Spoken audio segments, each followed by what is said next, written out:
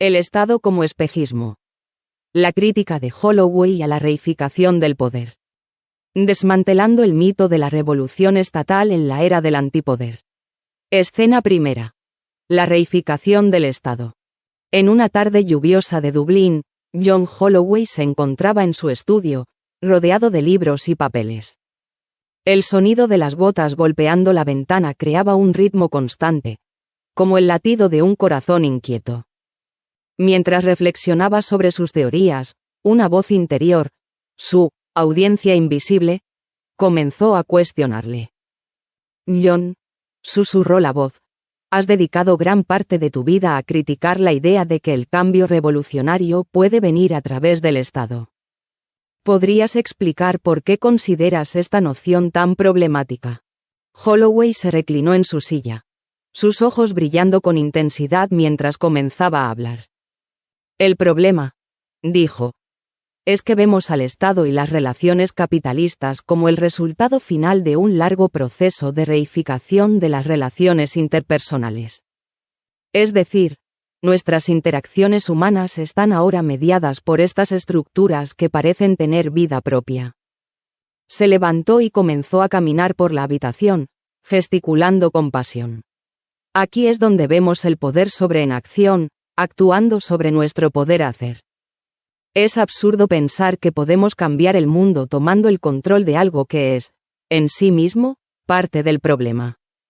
Escena segunda. El fracaso de los proyectos revolucionarios estatales. La voz interior le interrumpió. Pero muchos movimientos revolucionarios han buscado precisamente eso: tomar el poder del Estado. ¿Por qué crees que han fallado? Holloway se detuvo frente a la ventana, observando la lluvia caer. Los proyectos marxista-leninistas y socialdemócratas cayeron en esta trampa. Sí, limitaron algunos de los peores excesos del capitalismo. Pero cuando tomaron el poder estatal, ¿qué pasó? Crearon una nueva clase burocrática que solo defendía sus propios intereses. Hizo una pausa, buscando las palabras adecuadas. Es lo que llamo el error instrumentalista. No se dan cuenta de que el instrumento que utilizan, el Estado, implica en sí mismo una práctica reificadora. El Estado y las instituciones representativas son un proceso de desmovilización que determina el resultado de la acción. Escena tercera. La falacia de la autonomía estatal. Entonces, ¿estás diciendo que cualquier teoría revolucionaria centrada en el Estado está condenada al fracaso?, preguntó la voz. Exactamente, respondió Holloway con firmeza. Una teoría de la revolución que culmina en el Estado no solo es falsa, sino desastrosa en la práctica. Se basa en la ficción del Estado como una entidad autónoma desde la cual se pueden realizar transformaciones revolucionarias. Se sentó de nuevo, inclinándose hacia adelante con intensidad. El Estado no es un aparato neutral que podemos usar para la transformación revolucionaria. Es parte constitutiva de la relación capitalista misma. No tiene autonomía real respecto a estas relaciones sociales. Escena cuarta. La trampa del poder estatal. ¿Y qué hay de la idea de que podemos usar el Estado como herramienta para el cambio?, insistió la voz. Holloway sonrió amargamente. Esa es la trampa. Centrar la revolución en la toma del poder estatal implica abstraer al Estado de las relaciones sociales de las que forma parte. Lo elevamos como si fuera un actor autónomo, cuando en realidad no lo es. Sus palabras resonaban con una mezcla de frustración y determinación. Además, la lucha por adueñarse del Estado produce una subjetividad afirmativa del poder que es lo opuesto a la emancipación social. Ya vemos esto en los partidos políticos, con sus jerarquías y luchas internas por el poder. Escena quinta. La perspectiva del antipoder. La habitación se llenó de un silencio reflexivo, roto solo por el sonido constante de la lluvia.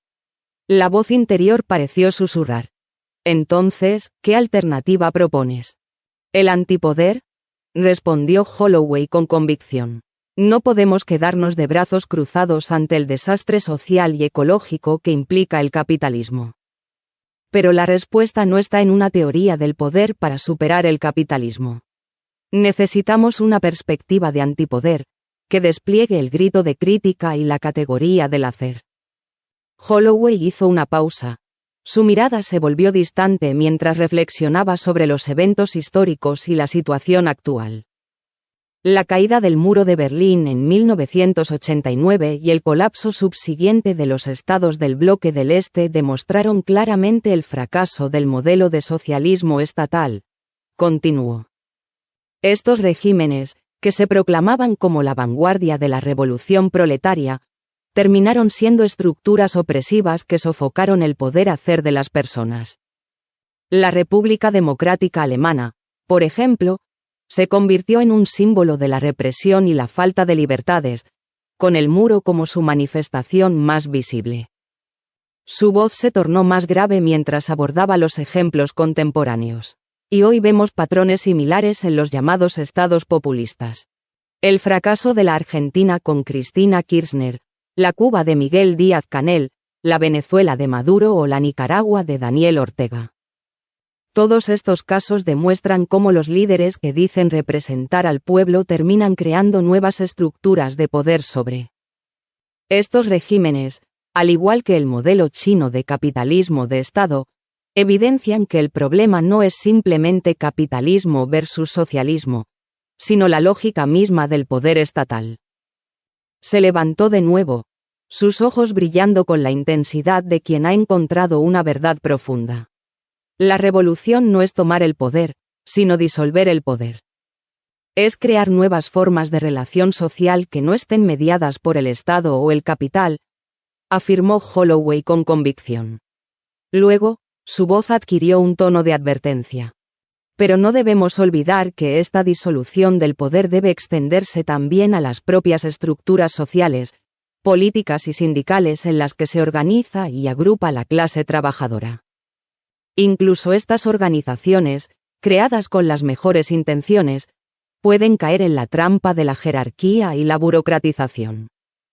Holloway hizo una pausa, recordando una cita histórica.